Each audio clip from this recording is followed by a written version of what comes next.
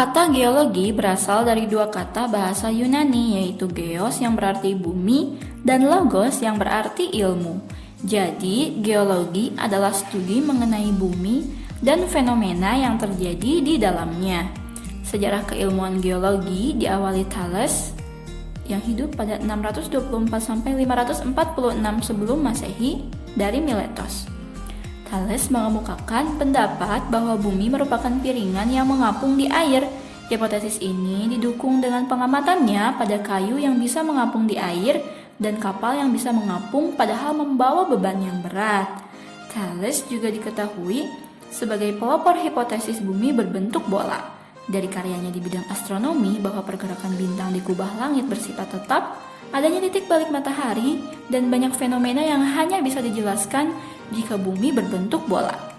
Thales juga berpendapat bahwa unsur pembentuk bola adalah air.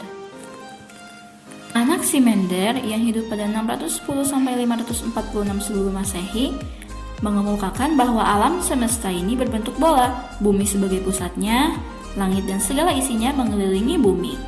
Anaximenes yang hidup pada 560-520 sebelum Masehi mengemukakan pendapatnya bahwa unsur pembentuk bumi adalah air yang dapat merenggang menjadi api atau gas atau menjadi tanah. Sedangkan Pythagoras pada 500 sebelum Masehi berpendapat bahwa bumi bulat dan berputar, maka alam seolah mengelilingi bumi. Unsur pembentuk buminya adalah tanah, air, api, dan udara. Plato yang hidup pada 427-347 sebelum Masehi berpendapat bahwa keanekaragaman yang nampak sebenarnya suatu duplikat saja dari sesuatu yang kekal dan imaterial. Aristoteles pada 2300 tahun yang lalu mengemukakan bahwa batuan terbentuk karena pengaruh bintang-bintang, sementara gempa bumi terjadi akibat meledaknya udara yang padat di bumi karena adanya proses pemanasan oleh pusat api. Aristoteles berpaham geosentris bahwa bumi adalah pusat alam semesta. Selanjutnya, Ptolemes yang hidup pada 127-151 sebelum Masehi mengemukakan bahwa bumi sebagai pusat jagat raya, berbentuk bulat, diam setimbang tanpa penyangga, bintang menempel pada langit dan berputar mengelilingi bumi dalam 24 jam. Planet berputar melalui orbitnya sendiri antara bumi dan bintang. Leonardo da Vinci yang hidup pada 1452-1519 Masehi menuliskan dalam jurnalnya mengenai penemuan cangkang hewan laut di pegunungan.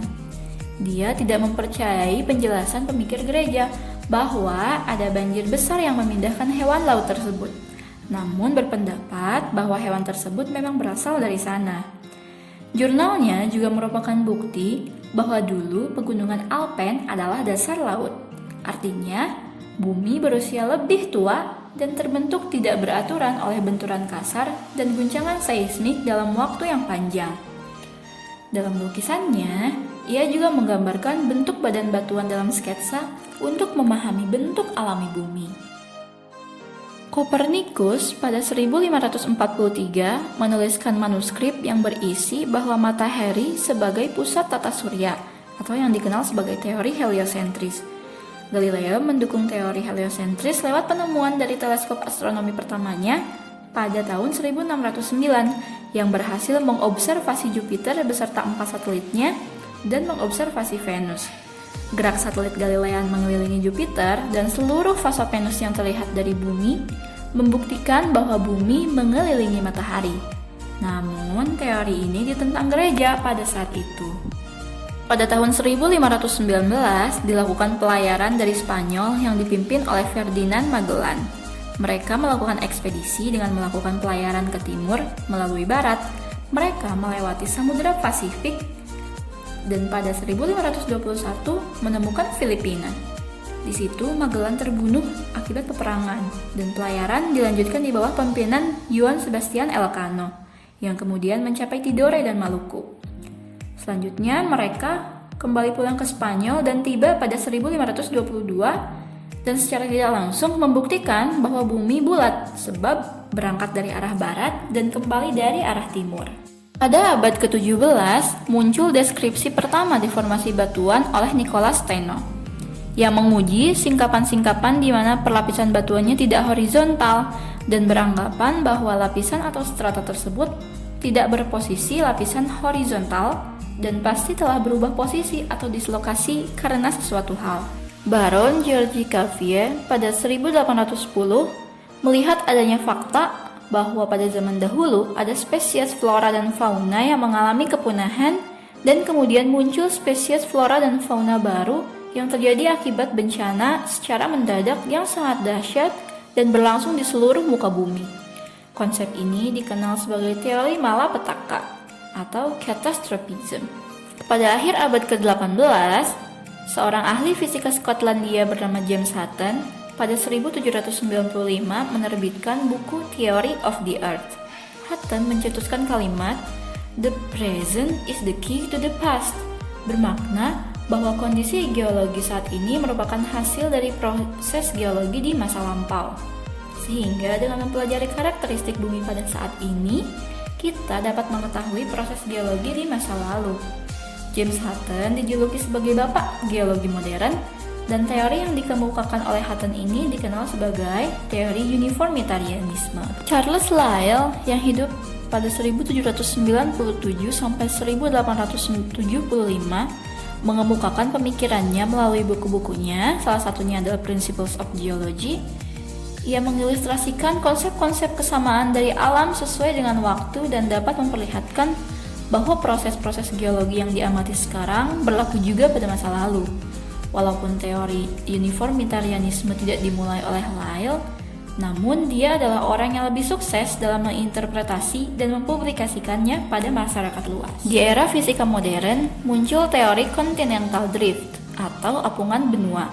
Pada tahun 1912, Alfred Wegener mengemukakan bahwa pada 250 juta tahun yang lalu, semua benua dan pulau yang ada saat ini asalnya adalah satu daratan raksasa yang kemudian retak dan terus bergerak atau mengapung, yang diantaranya menyebabkan terjadinya benua Amerika dan benua Afrika yang terpisah, serta benua-benua lainnya. Mackenzie dan Robert Parker pada 1986 memunculkan pandangan baru bahwa benua dan samudra mengalami pergerakan atau mobile. Teorinya disebut tektonika lempeng, yang merupakan paradigma baru di ilmu kebumian. Dasar teorinya adalah teori continental drift oleh Taylor dan Alfred Wegener, teori arus konveksi Fanning Maynes dan Harry Hess, dan juga teori Seafloor growth pada 1963. Pergerakan lempengnya terbagi menjadi 3. Yang pertama divergen, saling menjauh, konvergen, saling mendekat, dan yang terakhir transform fault. Akibat dari pergerakan lempeng ini terjadi aktivitas geologi berupa vulkanisme, gempa bumi, mineralisasi, dan pengangkatan pegunungan. Susunan interior bumi diketahui berdasarkan informasi seismologi, berdasarkan penyelidikan Jeffrey dan Bullen pada 1932 sampai 1942 yang mengacu pada penyelidikan Wichardt pada 1890-an. Dengan menggunakan cepat rambut gelombang P dan S, dapat ditentukan pembagian lapisan-lapisan atau interior bumi. Struktur dalam bumi dibedakan secara komposisi dan reologi. Berdasarkan komposisinya, terbagi menjadi inti bumi yang terdiri dari atas, inti dalam, dan inti luar, mantel, serta kerak bumi yang terdiri dari kerak benua dan kerak samudra. Sedangkan berdasarkan kajian reologi, bumi itu terdiri dari mesosfer, astenosfer, dan litosfer. Pada abad 20-an, geologi dipelajari menggunakan pendekatan integrasi, mempertimbangkan bumi dalam konteks yang lebih luas mencakup atmosfer, biosfer, dan hidrosfer. Lalu satelit di ruang angkasa mengambil foto-foto bumi yang bisa digunakan untuk pemetaan geologis, untuk mengenal tipe batuan, dan tracking pergerakan lempeng tektonik. Data ini digunakan untuk menemukan lokasi sumber energi alam dan juga bisa digunakan untuk prediksi bencana alam akibat pergeseran lempeng.